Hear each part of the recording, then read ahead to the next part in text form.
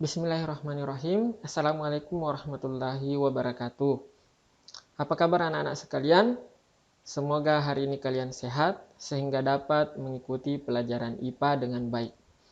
Nah, baiklah anak-anakku sekalian, hari ini kita akan membahas materi listrik statis dalam kehidupan sehari-hari. Sebagai pengantar dari pembelajaran kita hari ini, tentu anak-anakku pernah mengamati kejadian yang tampak pada gambar.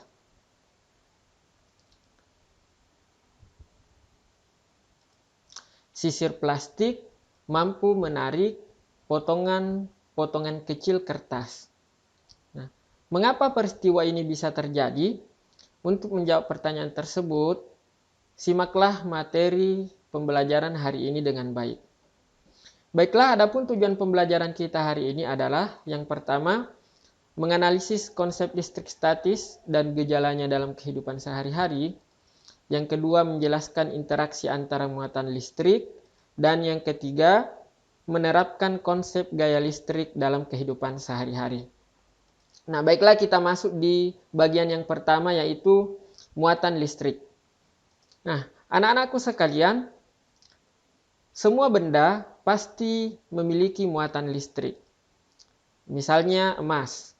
Emas juga memiliki muatan listrik tentu saja. Emas memiliki satuan komponen yang disebut dengan atom. Nah, atom ini memiliki bentuk atau model seperti sebuah bola. Bola yang memiliki inti dan kulit. Nah, di dalam inti terdapat partikel yang disebut proton yang bermuatan positif dan partikel neutron yang tidak bermuatan. Sedangkan di kulit atom terdapat elektron yang bergerak mengelilingi inti.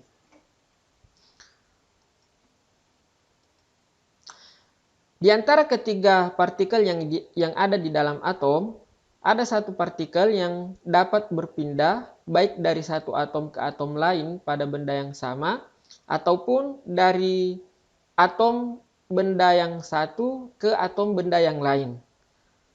Partikel tersebut adalah elektron. Sedangkan proton dan neutron tetap berada di inti karena terikat oleh gaya ikat inti yang sangat kuat. Nah, elektron suatu benda dapat berpindah ke benda lain karena gesekan.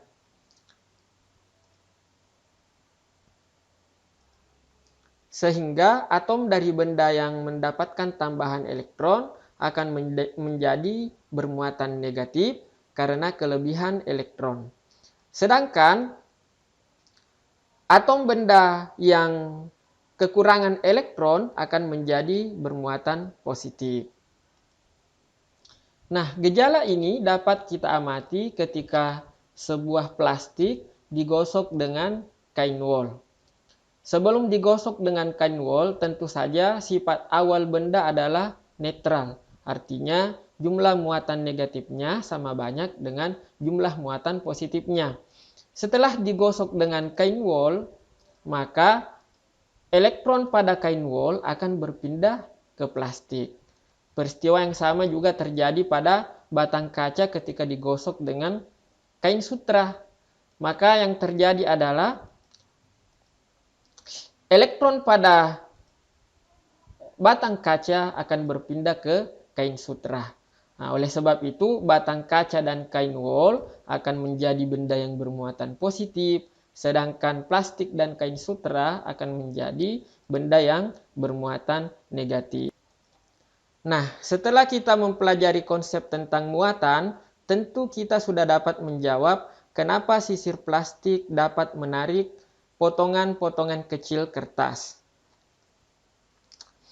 Hal tersebut terjadi karena sisir plastik yang telah dipakai untuk menyisir rambut akan menjadi bermuatan negatif karena elektron pada rambut akan berpindah ke plastik. Sedangkan potongan kertas tersebut bermuatan positif, sehingga terjadi interaksi tarik-menarik antara sisi plastik dan potongan kertas. Nah, baik anak-anak, pertanyaannya sudah terjawab bukan? Nah, untuk benda yang jenis muatannya berbeda, misalnya positif dengan negatif, akan terjadi interaksi tarik-menarik. Sedangkan benda yang muatannya sejenis, seperti muatan positif dengan positif, maka akan terjadi interaksi tolak-menolak. Nah, untuk memperdalam pemahaman kita tentang konsep muatan listrik, mari kita membahas satu contoh soal. 4 buah benda bermuatan listrik masing-masing P, Q, R, dan S. Benda P dengan Q tolak-menolak, Q dengan R tarik-menarik, R dan S tolak-menolak. Jika benda P ternyata adalah batang plastik yang telah digosok dengan kain wol, maka yang ditanyakan tentukan muatan keempat benda tersebut. Nah, untuk penyelesaiannya, kita tentukan terlebih dahulu muatan P. Nah, di soal sudah diperoleh gambaran bahwa muatan P itu adalah batang plastik yang telah digosok dengan kain wol. Seperti yang kita sudah pelajari sebelumnya, bahwa ketika batang plastik digosok dengan kain wol, maka elektron pada kain wol akan berpindah ke plastik, sehingga plastik akan menjadi bermuatan negatif karena kelebihan elektron. Selanjutnya, muatan Q, karena benda P dan Q tolak menolak, maka muatan Q pasti sama dengan muatan P, sehingga Q bermuatan negatif. Begitu pula dengan R. R itu tarik menarik dengan Q, sehingga muatan R adalah berbeda jenis, jadi positif. Selanjutnya, R dan S tolak menolak, sehingga pasti muatannya sejenis, maka S juga bermuatan positif. Nah, mudah-mudahan anak-anakku semua sudah mengerti pembahasan kita tentang muatan listrik. Selanjutnya kita masuk ke materi tentang hukum Coulomb. Interaksi antara dua benda bermuatan pertama kali diselidiki oleh seorang ilmuwan berkebangsaan Prancis bernama Coulomb. Beliau menyelidiki hubungan antara gaya tarik atau gaya tolak, besar muatan, dan jarak antara dua muatan. Nah, kemudian hasil penyelidikan Coulomb ini dia simpulkan bahwa ternyata besar gaya tarik atau gaya tolak antara dua benda bermuatan itu sebanding dengan hasil kali antara kedua muatannya dan berbanding terbalik dengan pangkat 2 jaraknya. Secara matematis dapat dituliskan F sama dengan K Q1 Q2 per R pangkat 2. Nah, dengan F itu adalah gaya Coulomb, satuannya Newton. Q adalah muatan benda, satuannya Coulomb.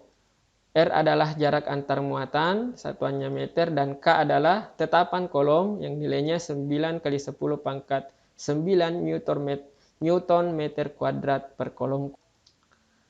Nah, untuk memperdalam pemahaman kalian tentang hukum Coulomb, ada baiknya kita membahas satu contoh soal.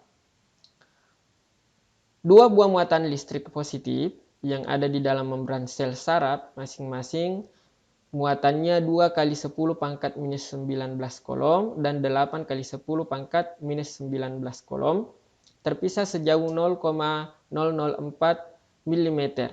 Nah, hitunglah berapakah gaya Coulomb yang dialami oleh kedua muatan tersebut jika besarnya konstanta Coulomb 9 kali 10 pangkat 9 Newton meter kuadrat per Coulomb kuadrat. Nah, gambaran kasusnya seperti yang terlihat.